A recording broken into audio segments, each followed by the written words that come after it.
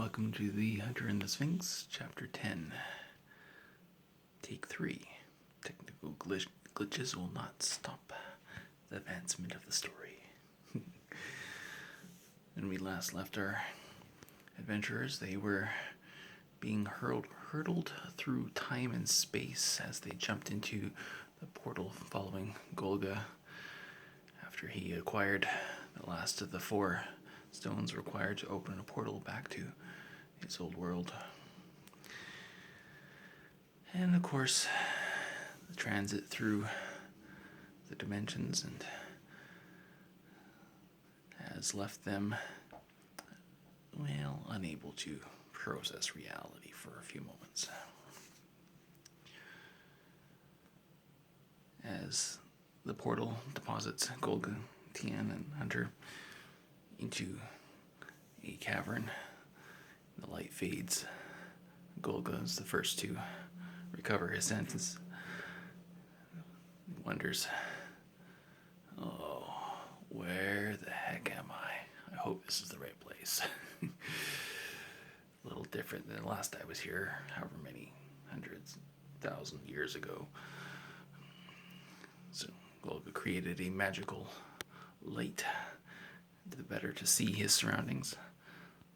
He looked over, saw the Hunter and Tian lying motionless on the cave floor with him. Foolish little insignificant worms. What do they think they're doing following me through here? But they're in my world now. Not that they could have done anything in their world anyway. As Golga tried to gain perspective of his surroundings, he brightened the light further and saw that he was in what looked like a long tunnel, a cavern. There wasn't terribly large, but appeared to go off in either direction for quite a ways. He walked over and gave Hunter and Tian a kick in the side, stir them up. Wake up, these sleepyheads. And with that, Hunter and Tian's senses returned to them. They groggily looked around. You see Golga standing over them, illuminated by his magical light. Oh, my head, said Hunter. Where the heck are we? You're in my world now. Welcome to Tirisfal. Okay. Well, can't say I'm glad to be here with you. Tian gave herself a mighty stretch. Wow. Why does the first thing I have to see be your ugly mug? You two are either incredibly brave or foolish or both to follow me through the portal. This world is full of magical power that I will use well. You don't need to know what I'm going to do with it, because you're not going to be allowed too much longer to have it affect you in any way whatsoever. What should I do? I could feel the magic returning to my body now. Expending so much, trying to fight that Morgana and get through this portal unscathed. He thought he sensed something coming down the tunnel. He could hear a faint scraping, shuffling sound, rustling, slithering. As they got closer, Golga brightened the light further to try to see what was coming. Don't tell me that's a... And just as he was starting to say Ravenar, it appeared at the edge of the light and lunging at him with ferocious speed. Now, we don't have Ravenars in our world. They weren't even on Planet Bob. I will explain what a Ravenar is. Ravenar is roughly the size, well, its mouth is about the size of an elephant. If an elephant were coming at you, its mouth would be about that size. only full of sharp teeth, mostly circular, but it had 4 larger teeth at what would be the corners of its mouth if it were in a up and down orientation. It's 4 large teeth and lots of smaller teeth. And Ravenars hunted magical power and absorbed it, and they were quite dangerous to mages or anything that relied on magical power. And it was attracted by Golga's use of magical light. With a hideous screeching roar, it charged at Golga, attempting to swallow him and his magical light. Golga, of course, was no pushover. Despite being outsized by it, he was quite formidable in strength and used his 4 arms to advantage to hold the 4 largest dagger-like teeth at bay. As he grunted and cursed under his breath at his lack of magical power that was already depleted, now being sucked greedily away by the Ravenar. Hunter and Tien were gaped in wide-mouthed horror at the sight that was in front of them, decided it was time to exit, and preferably in the direction away from where all those teeth were facing, back the way the Ravenar had come.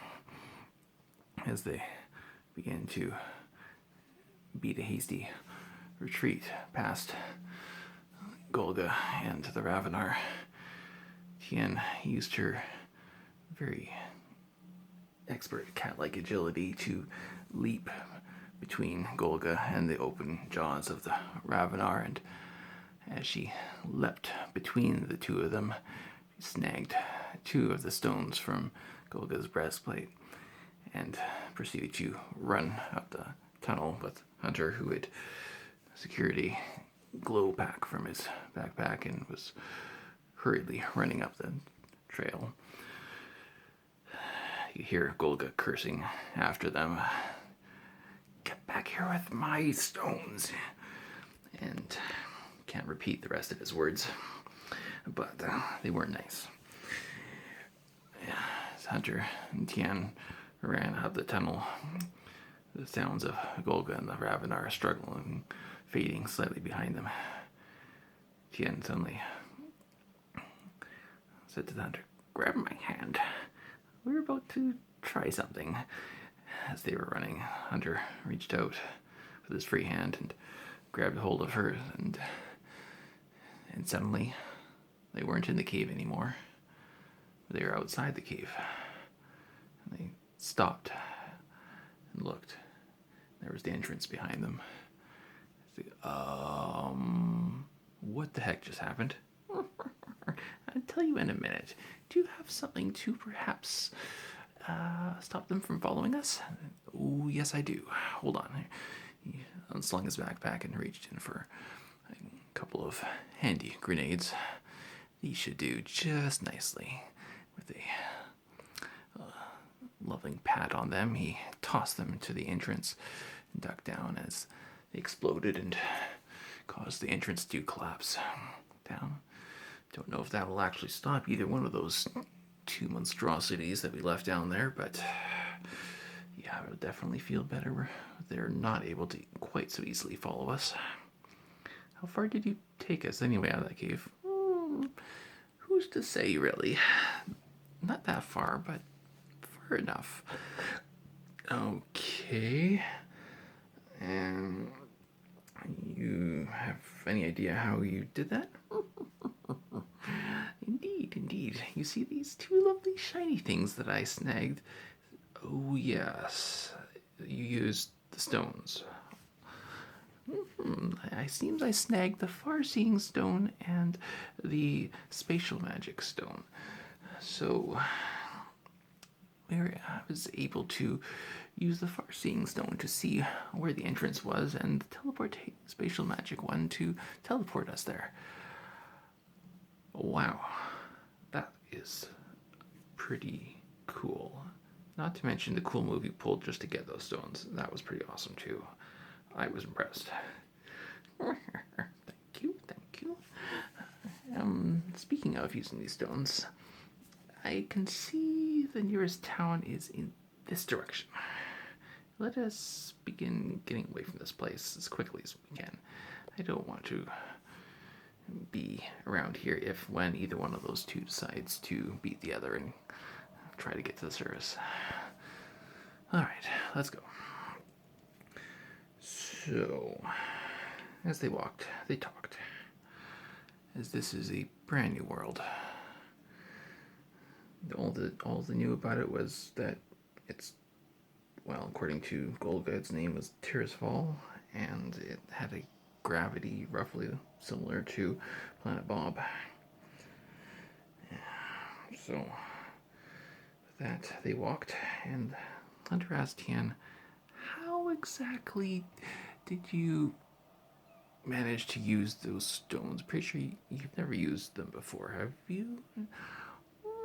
No, but I suppose I should explain a little bit about what it means to be a Sphinx.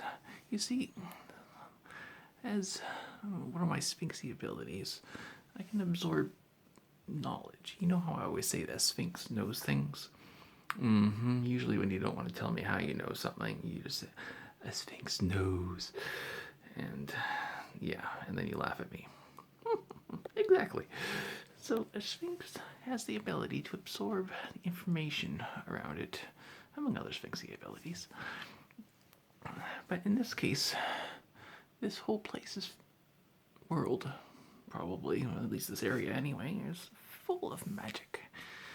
And this information is just started to be absorbed into me. And since I was holding the stones and there's magic everywhere, I was able to learn how to use them very quickly.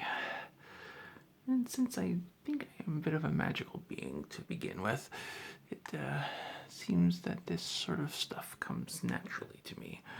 At least especially in this world. You don't really have much magic in the old world. No, at least outside of the meadow, anyway. And so, this is a very new experience. Can you feel, by chance, a difference in the air here compared to the old world? You mentioned it. It's like a prickling on my skin, almost like pins and needles, faintly. It's not something, I definitely didn't experience it on the old world. It's different somehow. So you do have some ability to sense magic. Ooh, this could be more interesting in the future.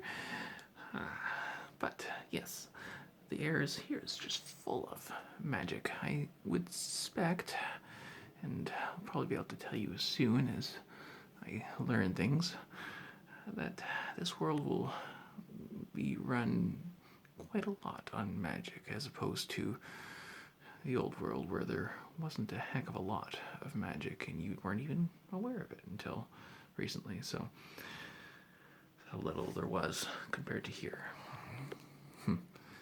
Yeah, you're going to learn it. Just while we're walking, you're just going to cheat and learn it all. And I'm going to have to learn the slow way, aren't I? It's good to be a Sphinx. Well, I will agree with you on that. Sphinxes do have their advantages. So, what else have you learned as we were walking here? And how much further to the town?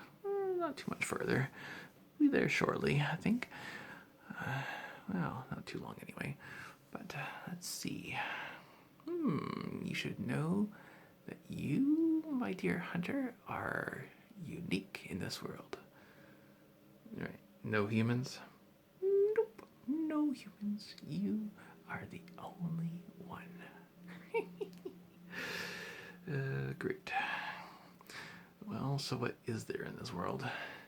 Well, besides that ferocious Ravenar and that ugly, monstrous Golga, there are quite a few humanoid type creatures and races. Let's see. too many. There are lots of them. Lots of humanoids, but no humans. So there are going to be a wide variety of races. And, well, we'll have to see when we get to town what sort of creatures they are. But there's plenty that walk on 2 feet like you do, and like I am currently. Well, that's interesting. Ooh. Watch this, Sir Hunter. Watch this. And as he looked at her, the Sphinx transformed from her almost human-like Sphinx appearance to her full Sphinx feline appearance, and then back again. Oh, you can just do that now. Indeed, I can. It's not triggered by entering and exiting the meadow anymore. Now I can just do this at will. Magic is a wonderful thing, let me tell you. I can feel the possibilities. Just expanding. These stones are quite potent as well. I don't know if they're unique in this world or what, or if there's a whole bunch of them or none of them. But we should definitely keep these safe and not reveal them to anybody, because there's a high possibility that they might cause people to behave inappropriately in order to get them from us. Yeah, if we ever want to be able to go back to Planet Bob, we'll have to have them plus the 2 that Golga has, which doesn't sound like a very fun idea, getting those back from him. Oof. We'll definitely need to find out more about this world and what we're dealing with here before we can make any plans. So you said this town, is it got, I don't know, things like Human Town would? Is it, similar-ish? Let's see what I can see. Ooh, this farshing stone is useful. Yes, I can see that the town, yes, it's got walls. It's, probably a few thousand people, at least, inside. Guards. There's a tavern, an inn we can stay at if we can find something that would allow us to pay for it. Yeah, okay, so we're definitely going to need to find a way to make money, so we don't know much.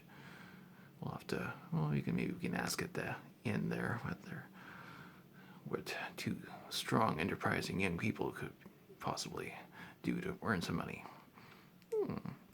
Yes, that is a good plan.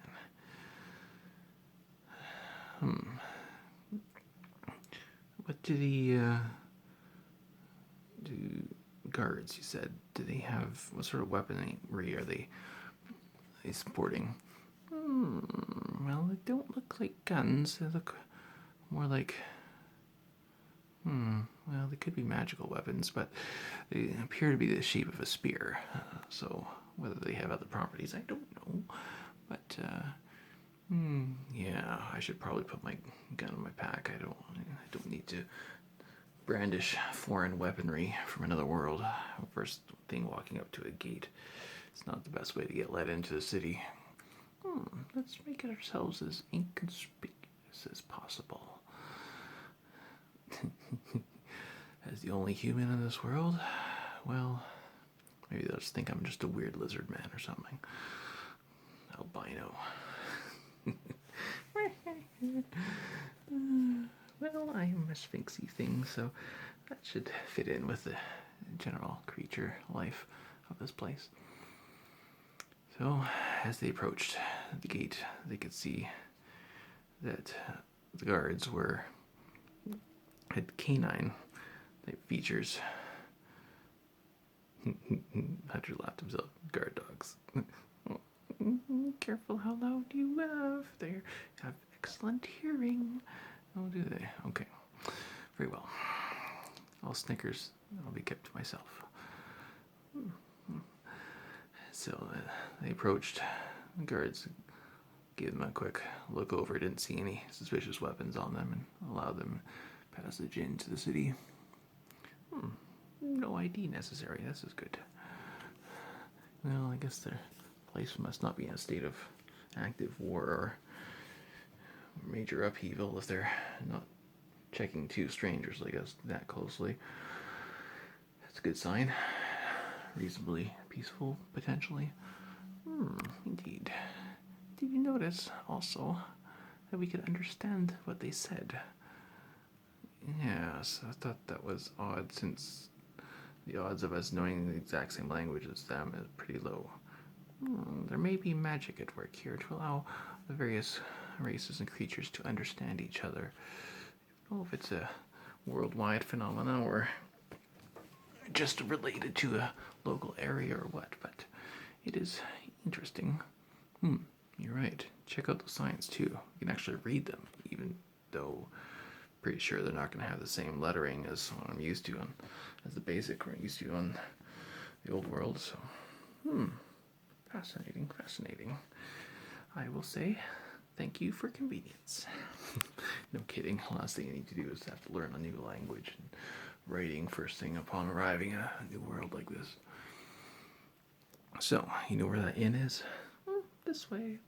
And as they journeyed to the inn, they inquired from the barkeep as to what they could possibly do to make coin so that they could spend the night. They found out that the most likely thing, since it was already a little ways into the day and they wouldn't be able to work as a day laborer at any of the local places, it would be to go to join the Adventurers Guild and try to pick up a quick job there. And so off they went upon getting directions to the Adventurers Guild. So they meandered in through town. They saw creatures of all sorts of different types. Plenty of what you would refer to as beastmen, I suppose, or various creatures providing the dominant features of their appearance there. Some cat-like, dog-like, and all sorts of other beast-like creatures. A few lizard types, bird types, and all manner of interesting varieties were walking and talking and going about their busy lives in the small, bustling city. Or town. We'll call it a town. So the Hunter and Sphinx made their way to the Adventurers Guild and made their way to the front. Fortunately, there was no registration fee required, which was a good thing in their case because they didn't have any money. Being in new currency in this place. And so they registered at the lowest basic rank. Porcelain. That is their rank. For beginner adventurers. And in this Adventurers Guild, you had to successfully complete jobs at various ranks in order to be able to move up, as you would expect. There was only a few jobs available for porcelain rank. And the only one left on this day was clean up at the necropolis. Oh, you're gonna love this one there, Tian. Looks like the only job we can do to get a quick payday for lodging for the night is zombie cleanup. What? Zombie cleanup?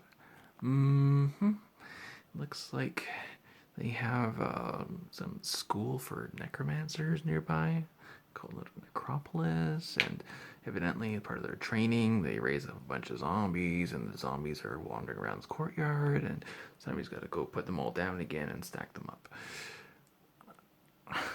Oh, why did it have to be zombies? This is not going to be good, is it? So, well, it's the only job available, so let's go. As they went, their job request to the necropolis and checked in with the overseer there. Said, all right, here you are. New fresh meat. Fresh meat to take care of the old meat. Terrible joke. Then they guided them to the courtyard where they would be dealing with the zombies. Let's see. Opened a little portal through the viewing portal in the solid door. He says, all right, you can see through this little hole in this door here that what you're going to be dealing with in there. Just wait for an opening when they're not by the door so you can get in and close it behind you. You don't need any zombies coming out in the courtyard. Make sure you put them all down. Don't dismember them as much as possible. And stack them over in that corner in the where you can see that little mark over in the far corner there. Stack them up over there when you're done, please. And with that, he left. Hunter looked at Tian. Tian looked at Hunter. And she began to whine. I can smell them from here. They're gonna stink. I'm gonna stink. Everything's gonna stink. No, stop your whining, Tian. You can find a place to wash after. I don't want to touch them with my claws. My claws will stink, and I won't be able to get the stink out of my claws. And then I won't be able to touch myself with my paws. And all right. Here, you were using one of those big laser rifles back at the tree. I'm sure you can handle a small one. My small hand weapons, and you'll be able to use that, and we can dispose of them without using your claws on them. Thank you. She sniffed. You really don't want to smell, do you? No. But I'm going to smell anyway, but it'd be worse if I touched them. Alright. Looks like you got an opening coming up here. And let's go. And as they jumped in through the door and closed it behind them and began taking headshots on the zombies to put them down, the smell of sizzling dead meat filled the air, combining with the already putrid smell of the decaying corpses, and Tien was ready to retch. If I had a hairball, I would cough it up. This is terrible. Oh, just deal with it. And as they finally finished the zombies off and put their weapons back in the hunter's pack, all right, well, you heard them. We gotta drag them over to there. I don't want to touch them. Here, there's a cloth. There's a cloth. Here, you just put your cloth between you and them and kind of only touch them at one point and drag them over and just get it done. Sphinx whined all the way through the process. And they got done. Checked in with the overseer. Went back, collected their reward. Well, you know what, Tien? What? You stink. Tien gave him a little grumbly hiss. Yeah, the inn didn't look like it had a bathing facility, so let's go check that river out over there and at least splash ourselves off best we can before we go and get some food for the night.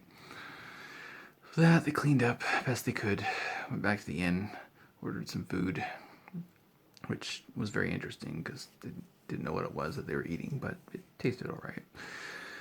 Hopefully my stomach can handle this. And they rented a room for the night and prepared to get some rest and face whatever the future may hold for them, which could be anything. It's a magical world after all. Until next time.